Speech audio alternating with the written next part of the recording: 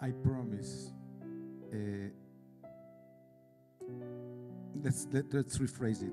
You know that my teacher of blessed memory, Rabbi Marshall T. Meyer, used to tell us that a rabbi needs to have in one hand the newspaper and in the other hand the Torah. If you're only newspaper, where are you going? If you're only Torah and you don't read the newspaper, where are you taking Torah?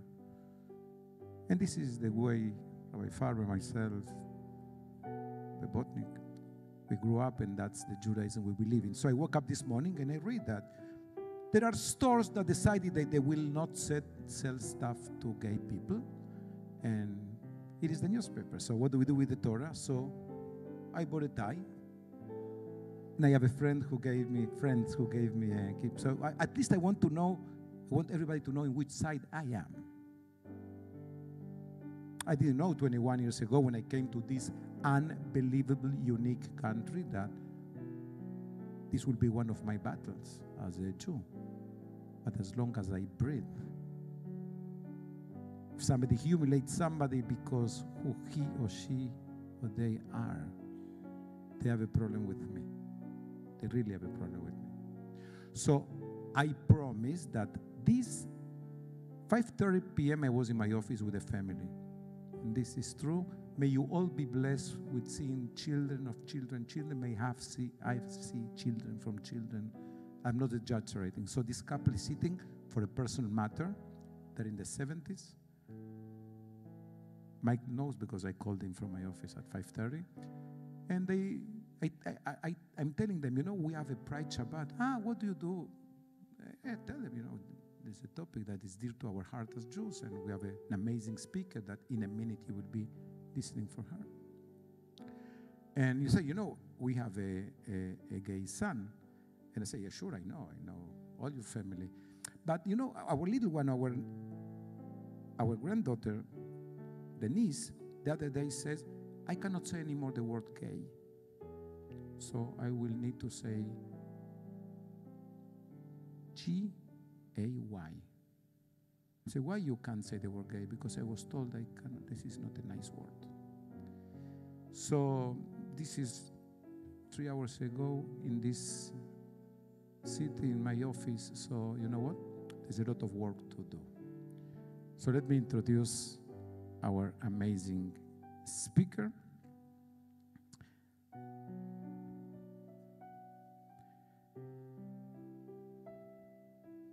Tracey Labgold has spent her career as an educator and facilitator dedicated to creating safe spaces, having experienced bullying herself in her childhood, whether it be through facilitating anti-bullying and diversity awareness workshops, helping others to understand the impacts of implicit bias, or promoting LGBTQ inclusion in Jewish spaces.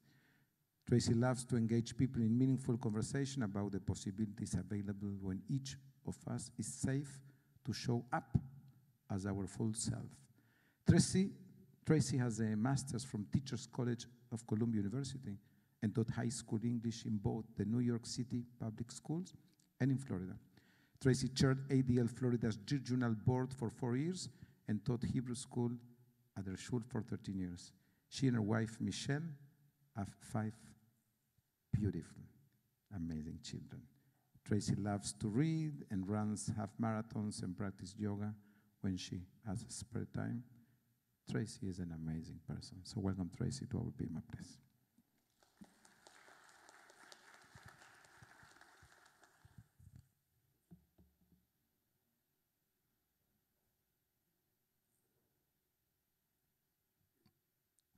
Shabbat Shalom.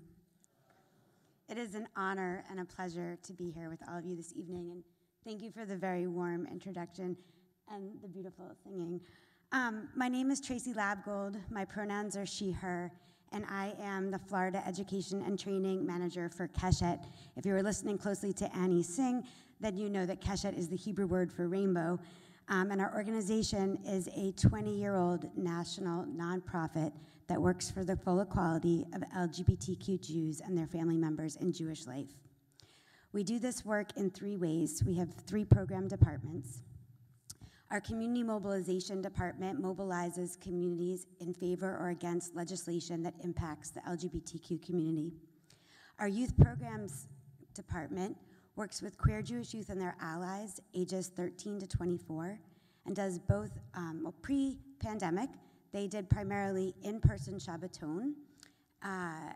During the pandemic, they had to pivot, like all of us, to a virtual platform, and the number of youth who were able to access Keshet's programs, some of them literally from inside their closets in their homes when they were able to participate virtually, was so large that once we were able to resume our in-person Shabbaton, Keshet has continued twice weekly virtual programming for youth ages 13 to 24. The third program department at Keshet is the department that I work in, our education and training department, where we work with Jewish organizations to help them improve their programming policy and culture so that any Jew who walks through the door of a Jewish organization can feel a sense of belonging. And I cover the entire state of Florida. And we do all of our work really through a Jewish lens. We believe in the concept of B'Tselem Elohim. Each of us was created in the image of God. And one God creating each one of us, we all showed up entirely different. No two of us are exactly the same. And I believe that the divinity is found in what makes us unique and what makes us special, and not what makes us the same as everyone around us. And we also speak a lot about Kol Yisrael, Aravim Zeh Bazeh. Kol Yisrael, all Israel, all Jews, all people who love Jews, know Jews, are friends with Jews, right? Aravim, guarantee one for the other, Zeh Bazeh. That we need to guarantee the safety and well-being of one another. And because it's Shabbat, I want to share a little bit of Torah. I'm going to read a little bit because I actually rewrote, you'll learn shortly, I rewrote a bunch of this after the news this morning. This week's Parsha is Chukat Balak. In the second part of this double portion, we find the Moabite king afraid of losing his power. Balak, the king of Moab, makes the decision that the best way to protect his nation is to curse others. He does not seek to build bridges or be in relationship in order to create lasting peace. Instead, he hires the prophet Balaam to curse the Israelites. Balaam does not know the Israelites and is not familiar with their ways. He is simply someone who is willing to be hired by the Moabite king to do his bidding.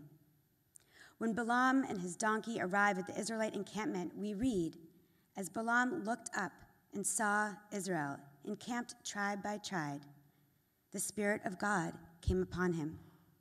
And instead of issuing his curse, Balaam offers a blessing so beautiful it has become part of our morning liturgy, Ma Tovu.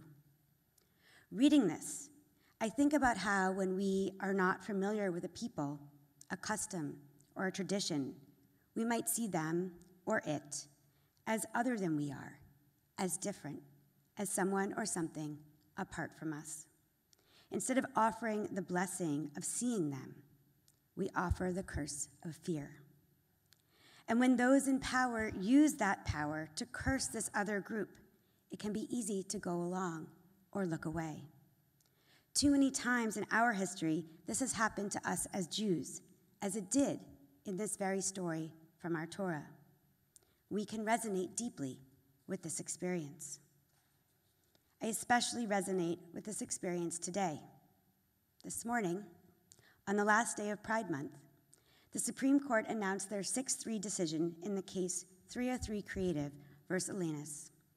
The majority ruled in favor of a web designer in Colorado who is refusing to create wedding websites for same-sex couples, using religious freedom as her defense. One justice, writing in the dissent, said, "Today, the court, for the first time in its history, grants a business, open to the public, a constitutional right to refuse to serve members of a protected class." Religious belief is also a protected class, and we, as Jews, are members of a minority religious belief in our country. So while this ruling specifically targets the LGBTQ+ community, it also has terrifying implications for the Jewish community. We have far more linking us than we do dividing us.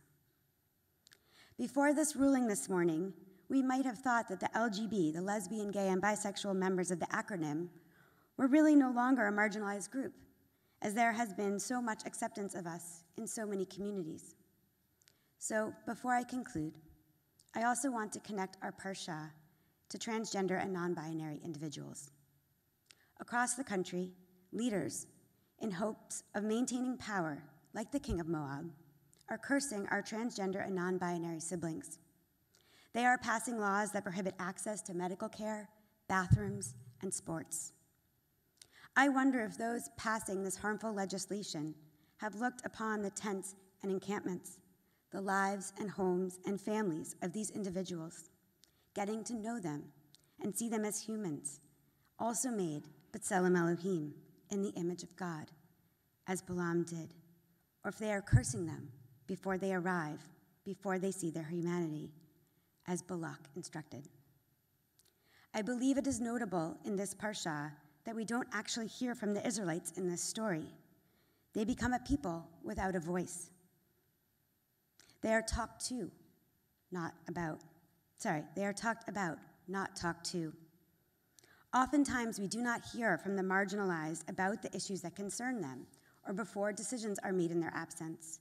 Or perhaps we hear, but we do not listen. This Shabbat, I wish us a world without curses, a world where we can look at the encampments and communities of others and seek to learn about, love, and find joy in each other, a world where we can listen and empathize. That is the blessing.